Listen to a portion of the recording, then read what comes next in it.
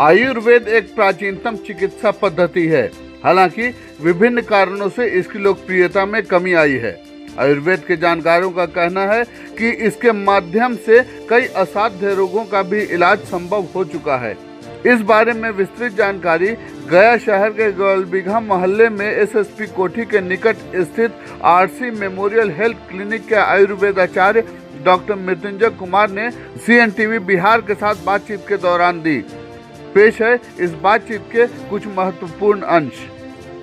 वैसे तो आयुर्वेद का जिक्र हमारे 4 वेदों में से एक अथर्ववेद में है, जो कि कहा जाता है कि अथर्ववेद या वैदिक पीरियड है, ये भारत के सर्वाधिक पुराने जो काल है उसमें से है। लेकिन इतने प्राचीन होने के बावजूद आज आयुर्वेद का महत्व लोगों के बीच धीरे धीरे कम होता जा रहा है। आखिर इसकी वजह क्या है? लेकिन एक गौर करने वाली बात यह है कि आयुर्वेद एक ऐसा वेद है या एक ऐसा इलाज है आयुर्वेद में जिसमें कहा जाता है कि तकरीबन हर रोगों का इसमें निदान है। ऐसे में हमारे साथ इसके बारे में डिटेल्स जानकारी के लिए, बहुत विस्तृत जानकारी के लिए हमारे बीच मौजूद हैं आरसी मेमोरियल हेल्थ क्लिनिक के डॉक्टर मृत्युंजय कुमार, जो इसके बारे में बहुत डिटेल्स में बताएंगे कि डॉक्टर साहब, आज आयुर्वेद धीरे धीरे लोगों के बीच कम होता जा रहा है और कहा जाए कि इसकी लोकप्रियता में कमी आ रही है। कारण क्या है? देखिए सर, ये आधुनिक प्रवृत्ति, जो आधुनिक जो युग में जो जितनी सहूलियतें लोग पा रहे हैं, उसके कारण हमारा आयुर्वेद धीरे धीरे पीछे चलता चला जा रहा है। और जितनी भी आधुनिक चीज़ें इस्तेमाल करने के क्रम में और आयुर्वेद का नामो निशान मिटते चला जा रहा है। लेकिन अगर आयुर्वेद हमारा सही ढंग से लोग उपयोग करें, और हर घर में ये आयुर्वेद है, आयुर्वेद की जानकारियाँ कम है, लेकिन क्योंकि लोग कहते हैं कि आयुर्वेद बहुत धीमी गति से इसका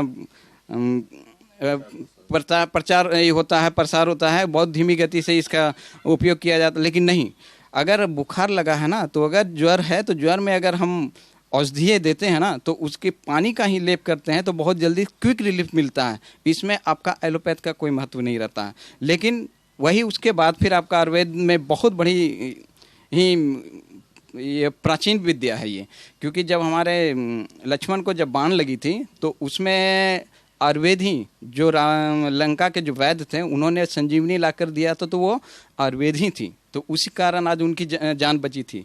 ऐसा नहीं है, आज जो कोरोना जो है, कोरोना बहुत बड़ा महामारी नहीं है, लेकिन इसको आयुर्वेद का हमारे शरीर के इम्यूनिटी जो है, रोग प्रतिरोधक क्षमता कमने के कारण ऐसा है कि भाई रोग से हम लड़ नहीं पा रहे हैं और हमें बीमारियां घेरते हुए चली जा रही है और हम मौत के काल में समाते चले जा रहे हैं। इसमें ऐसा तो नहीं है कि अक्सर ये देखा जाता है कि चूंकि आयुर्वेद की जो दवाएं हैं या आयुर्वेद की जो जड़ी बूटियां हैं, ये बहुत आसानी से नहीं मिल पाती हैं या लोगों के बीच पहचान नहीं है इस चीज़ की। कहीं ये कारण भी तो नहीं है आयुर्वेद के पीछे चलने का? है, इसका भी कारण है। लेकिन अगर जो वैद्य हैं तो आप उनसे एक कंसल्ट कर सकते हैं, जो हमारे आयुर्वेद के ज्ञाता हैं, तो उनसे तो जाकर मिल सकते हैं ना। हमारा धनिया है, हमारा गोलकी है, हमारे घर में ही काली मिर्च है, तुलसी है, ये सब क्या है? ये आयुर्वेद है। लेकिन इसकी जानकारी रखना हमारा और आपका सबका क्रम जरूरी है, क्योंकि जब तक हम रखेंगे नहीं तब तक हम आगे कुछ कर नहीं पाएंगे। अभी कोरोना काल चल रहा है, कोरोना काल में लेकर के कई तरह की बातें हो रही हैं और दावे किए जा रहे हैं इलाज का, वैक्सीन का। ये तो आयुर्वेद का उसमें कहाँ पर कोई रोल है? आयुर्वेद का उसमें है, रोल है, क्योंकि इम्यूनिटी पावर जब हमारा स्ट्रांग रहेगा तब हम वो जो कोरोना है जो हमारे शरीर को टच नहीं कर पाएगा। हमारा गिलोय का इतनी अच्छी महत्व है हमारे बॉडी में कि भाई रोग प्रतिरोधक क्षमता बढ़ाती है। अश्वगंध हमारे शरीर के तंत्र को मजबूत करती है। हमारा तुलसी है जो इम्यूनिटी को डेवलप करता है। आपका मुलेठी, जो कि एष्टी मधु आयुर्वेद में लोग कहते हैं, एष्टी मधु है जो श्वसन तंत्र को बढ़ाता है और सांस लेने में की प्रक्रिया को दूर करता है। तो इससे कि हमारा इम्यूनिटी अगर स्ट्रॉन्ग रहता है, हमारा रोग प्रतिरोधक क्षमता बढ़ती है, तो उसमें है कि हमें कोई बीमारी हमको टच नहीं कर रहा, चाहे तो कोरोना हो या फिर कोई भी जनरली बीमारियां हों।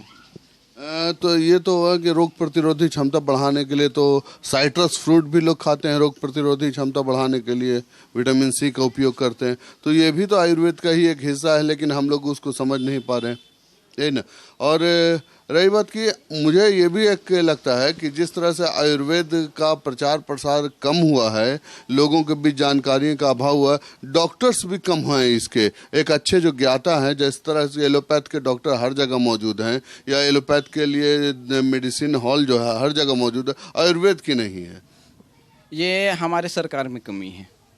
आज हमारे बहुत सारे आयुर्वेद के कॉलेज, हमारे आयुर्वेद के कॉलेज जो हैं सो बंद पड़ी हुई है। तो उसका कारण कौन है? आम जनता नहीं, ये तो सरकार के ऊपर डिपेंड करता है कि हमारी सरकार इस पर क्यों नहीं ध्यान दे रही है।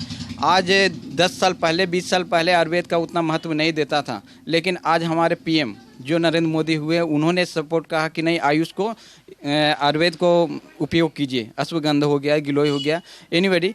लेकिन इसी की कमी के कारण आज हमारे लोगों में पहचान कमती चली जा रही है कि आयुर्वेद हम उपयोग नहीं कर पा रहे हैं। जो कोरोना का जो असर है, इसको लेकर के तरह तरह की बातें हो रही हैं। तो आयुर्वेद में आपने बताया कि ये चीज़ें लेकर के इम्यून सिस्टम, इलाज तो अभी संभव नहीं है, या जो कहा जाता है वैक्सीन, क्या वैक्सीनेशन का भी कोई इंतज़ाम है आयुर्वेद में? है। हमारा वेल का इंजेक्शन आता है, हमारा पूर्णवा का इंजेक्शन आता है, लेकिन ये आयुर्वेद का आता है। लेकिन आयुर्वेद में अगर सरकार अगर उसको प्रमोट करे, उस पर अगर क्या कहते हैं कि भाई उसकी अगर सही से अगर उसको इजाज़त दे कि इस पे आप काम कीजिए, तो ज़रूर वैक्सीनेशन इसमें भी आ जाएगी। तो ये थे डॉक्टर मृत्युंजय कुमार, जो बता रहे थे आयुर्वेद के बारे में कि आयुर्वेद किस तरह से हमारे दैनिक जीवन में अगर उपयोग किया जाए आयुर्वेद का या जड़ी बूटियों का, तो हमारे शरीर में जो होने वाले विभिन्न रोग हैं वो आसानी से ख़त्म हो सकते हैं, या यूं कहा जाए कि रोग ही नहीं हो सकते हैं। तो रोग मुक्त होने के लिए आयुर्वेद का सहारा लेने पर इन्होंने जोर दिया। राकेश कुमार के साथ फैसल रहमानी, CNTV बिहार।